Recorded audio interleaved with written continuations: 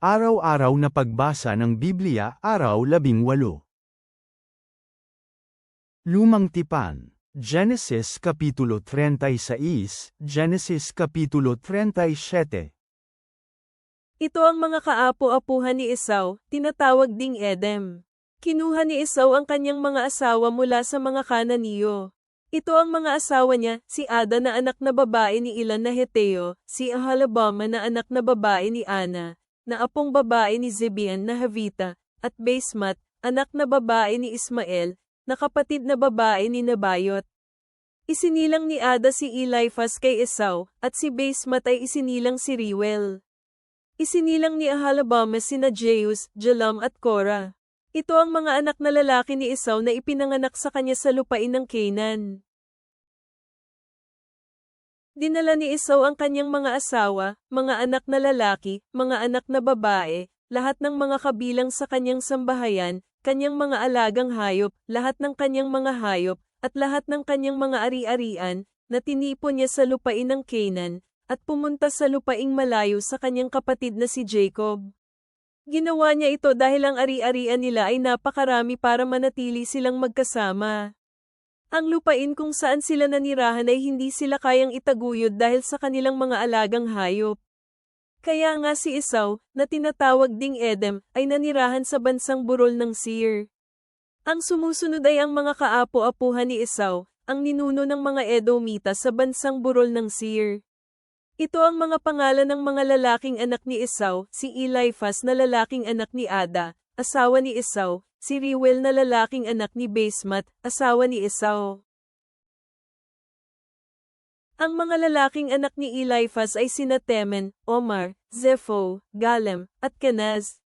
Ipinanganak si Amalek ni Timna, na ibang asawa ni Eliphaz, na lalaking anak ni Esau. Ito ang mga lalaking apo ni Ada, asawa ni Esau. Ito ang mga lalaking anak ni Reuel, sina Nahat, Zerah, Shama, at Miza. Ito ang mga lalaking apo ni Basmat, asawa ni Esau. Ito ang mga lalaking anak ni Aholibama, asawa ni Esau, na babaeng anak ni Ana at babaeng apo ni Zibeon. Ipinanganak niya para kay Esau sina Jeus, Jalam, at Korah. Ito ang mga angkan kasama sa mga kaapo-apuhan ni Esau, ang mga kaapo-apuhan ni Eliphaz, na panganay na anak ni Esau, sina Teman, Omar, Zepho, Kenaz, Korah, Gatam, at Amalek.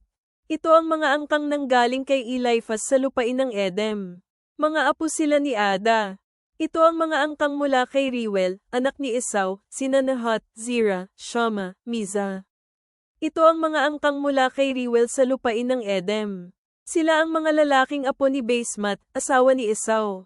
Ito ang mga angkan ni Aholibama, asawa ni Esau, sina Jeus, Jalam, Korah. Ito ang mga angkang nagmula sa asawa ni Esau na si Aholibama, babaeng anak ni Ana. Ito ang mga lalaking anak ni Esau, at ito ang kanilang mga angkan. Ito ang mga lalaking anak ni Seir na Horyo, na mga naninirahan sa lupain, sina Lotan, Sobol, Zibeon, Ana, Dishan, Ezer, at Disan. Ito ay mga angkan ng mga Horyo, na mga naninirahan sa Seir sa lupain ng Edom. Ang mga lalaking anak ni Lotan ay sina Hori at Himan, at si Timna ang babaeng kapatid ni Lotan. Ito ang mga lalaking anak ni Sobol, sina Alvan, Manahat, Ebal, Zepho, at Onam. Ito ang mga lalaking anak ni Zibeon, si Aya at Ana. Ito ang Ana na nakahanap sa mainit na bukal sa kagubatan, habang nagpapastol siya ng mga asno ni Zibeon na kanyang ama. Ito ang mga anak ni Ana, sina Dishan at Aholibama, na babaeng anak ni Ana. Ito ang mga lalaking anak ni Dishan, sina Hemdan, Esbon, Aitran, at Keren. Ito ang mga lalaking anak ni Ezer, sina Bilhan, Zovan, at Akan. Ito ang mga lalaking anak ni Dishan, sina Uz at Aran. Ito ang mga angkan ng mga Horyo, ang Lotan, Shobal, Zibeon, at Ana, Dishan, Ezer, Dishan. Ito ang mga angkan ng mga Horyo, ayon sa kanilang mga talaan ng angkan sa lupain ng Seir. Ito ang mga hari na namahala sa lupain ng Edom bago pa man mamahala ang sinumang hari sa mga Israelita. Si Bela na lalaking anak ni Beor, ay namahala sa Edom, at ang pangalan ng kanyang syudad ay Dinaba. Nang mamatay si Bela, saka naman si Jobab lalaking anak ni Zerah ng Basra, ang namahala bilang kahalili niya. Nang namatay si Jobab, si Hosham na mula sa lupain ng mga Temaniyo ang nagharing kahalili niya. Nang mamatay si Hosham, si Hadad na lalaking anak ni Bedad, na tumalo sa mga Midianita sa lupain ng Moab, ang nagharing kahalili niya. Ang pangalan ng kanyang syudad ay Avet. Nang namatay si Hadad, si Samla naman ng Masreka ang nagharing kahalili niya. Nang mamatay si Samla, si Sol ng Rehoboth na taga-tabing ilog ang naghari kahalili niya. Nang mamatay si Sol, si Balhanan naman na lalaking anak ni Akbor ang nagharing kahalili niya. Nang si Balhanan na lalaking anak ni Akbor ay mamatay, si Hadar naman ang nagharing kahalili niya. Ang pangalan ng kanyang syudad ay Pau. Ang pangalan ng kanyang asawa ay Mehetabel, babaeng anak ni Matred, na babaeng apo ni Mizahab.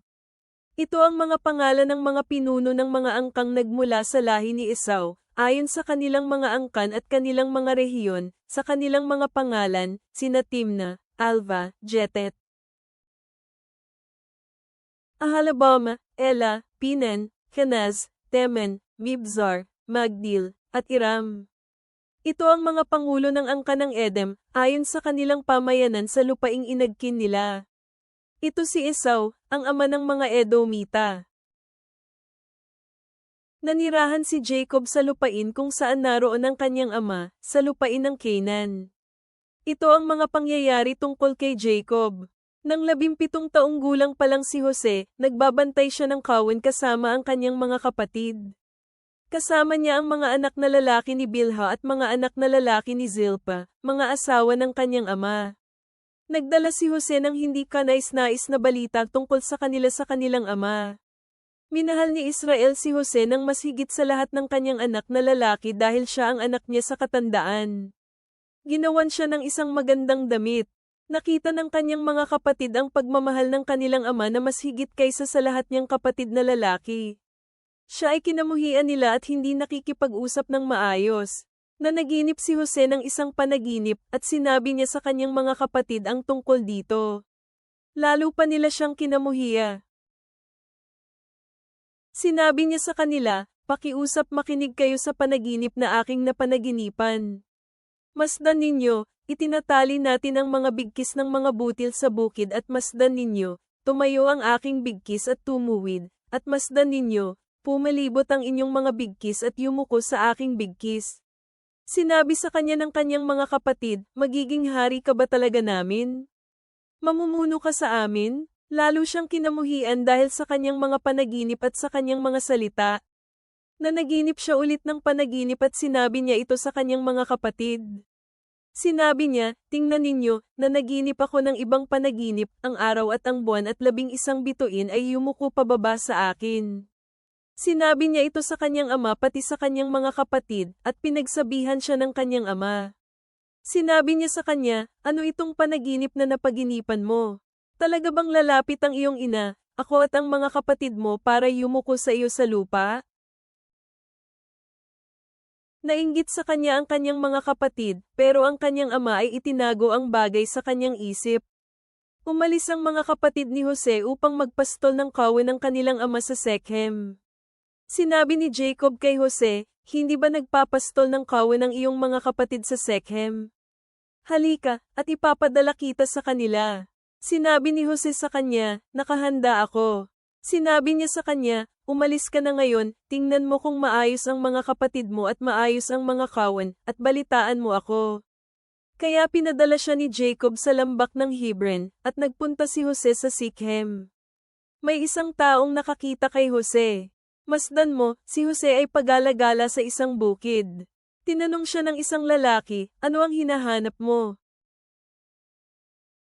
Sinabi ni Jose, "Hinahanap ko ang aking mga kapatid. Pakiusap, sabihin mo sa akin kung saan nila nagpapastol ang kawan." Sinabi ng lalaki, "Umalis na sila sa lugar na ito, narinig ko silang nagsabi na, pumunta tayo sa Dotan." Pinuntahan ni Jose ang kanyang mga kapatid at natagpuan sila sa Dothan. Nakita nila si Jose mula sa di kalayuan, at bago siya makalapit sa kanila, nakapagplano na sila laban sa kanya para patayin siya. Sinabi ng kanyang mga kapatid sa bawat isa, "Tingnan niyo, papalapit na ang taong mapanaginipin. Hali kayo, kung ganon, patayin na natin siya at ihulog siya sa isa sa mga balon. Sabihin natin, sinakmal siya ng isang mabangis na hayop. Tingnan natin kung anong mangyayari sa kanyang mga panaginip." Narinig ito ni Reuben at iniligtas siya mula sa kanilang kamay. Sinabi niya, "Huwag nating kunin ang kanyang buhay." Sinabi ni Reuben sa kanila, "Huwag magpadanak ng dugo. Itapon siya sa balong ito sa deserto, ngunit huwag ninyo siyang hawakan, upang mailigtas niya siya sa kanilang kamay para maibalik siya sa kanyang ama." Nangyari na nang dumating si Jose sa kanyang mga kapatid, hinubad sa kanya ang magandang damit. Dinala siya at itinapon siya sa loob ng balon. Walang laman ang balon ni wala itong tubig. Umupo sila para kumain ng tinapay. Tumingala sila at tumingin, at masdan, may paparating na isang karawan ng mga Izmaelita mula sa Gilead, kasama ang kanilang mga kamelyo na may daladalang mga sahog at balsamo at mira. Naglalakbay sila ay para dalhin ang mga iyon pababa sa Ehipto. Sabi ni Judah sa kanyang mga kapatid, "Anong pakinabang nito kung papatayin ang ating kapatid at pagtakpan ang kanyang dugo? Halina kayo, at ipagbili natin siya sa mga Izmaelita, at huwag natin siyang pagbuhatan ng kamay. Dahil siya ay ating kapatid, ating laman." Pinakinggan siya ng kanyang mga kapatid. Dumaan ang mga mangangalakal na Midianita. Inihaon si Jose ng kanyang mga kapatid at iniakyat pataas mula sa balon. Ipinagbili nila si Jose sa mga Izmaelita para sa 20 pirasong pilak. Dinala si Jose ng mga Izmaelita sa Ehipto. Bumalik si Reuben sa balon, at masdan, wala na si Jose sa loob ng balon. Pinunit niya ang kanyang damit. Bumalik siya sa kanyang mga kapatid at sinabi, "Nasaan na ang bata? At ako, saan ako paparoon?" Kumatay sila ang isang kambing at pagkatapos kinuha nila ang damit ni Jose at sinawsaw ito sa dugo. Pagkatapos, dinala nila ito sa kanilang ama at sinabi, "Nakita namin ito. Pakiusap, tingnan mo kung ito ang damit ng inyong anak o hindi." Nakilala ito ni Jacob at sinabi, "Ito ay damit ng aking anak." Sinakmal siya ng isang mabangis na hayop. Tiyak na nagkawasak-wasak ang katawan ni Jose. Pinunit ni Jacob ang kanyang mga damit at naglagay siya ng sako sa kanyang balakang. Nagluksa siya para sa kanyang anak ng maraming araw. Ang lahat ng kanyang mga anak na lalaki at babae ay pumunta para aliwin siya, ngunit tumanggi siyang magpaaliw. Sabi niya, "Talagang bababa ako sa shoal na nagluluksa para sa aking anak." Nanangis ang kanyang ama para kanya. Ipinagbili siya ng mga Midianita sa Ehipto kay Potiphar, isang opisyal ni Paraon, na kapitan ng bantay. Bagong tipan. Matthew 13:18-35. Ngayon, makinig kayo sa talinghaga ng manghahasik. Kapag mapakinggan ng sino man ang salita ng kaharian ngunit hindi ito nauunawaan, darating ang masama at nanakawin ang mga binhi na naihasik sa kanyang puso. Ito ay ang binhi na naihasik sa tabi ng daan. Siya na naihasik sa mabatong lupa ay siyang nakakarinig sa salita at agad itong tinatanggap ng may galek. Ngayon, makinig kayo sa talinghaga ng manghahasik. Kapag mapakinggan ng sino man ang salita ng kaharian ngunit hindi ito nauunawaan, darating ang masama at nanakawin ang mga binhi na naihasik sa kanyang puso. Ito ay ang binhi na naihasik sa tabi ng daan. Siya na naihasik sa mabatong lupa ay siyang nakakarinig sa salita at agad itong tinatanggap ng may galek. Gayunman wala siyang mga ugat at tumatagal lamang ng panandalian. At kung ang kapighatian at pag-uusig ay dumating dahil sa salita, siya ay agad nadadapa. Siya na naihasik sa may mga matitinik na halaman ay nakaririnig ng salita, ngunit ang pagkabalisa sa mundo at ang panlilinlang ng mga yaman ang siyang sumakal sa salita, at hindi siya namunga. Siya na naihasik sa mabuting lupa ay siyang nakarinig sa salita at nakaunawa dito. Siya ang tunay na namumunga at nagpapayabong nito, ang ilan ay namunga ng tig-100, ang iba ay tig-60, at ang iba ay tig-30. Nagkwento si Jesus ng isa pang talinghaga sa kanila.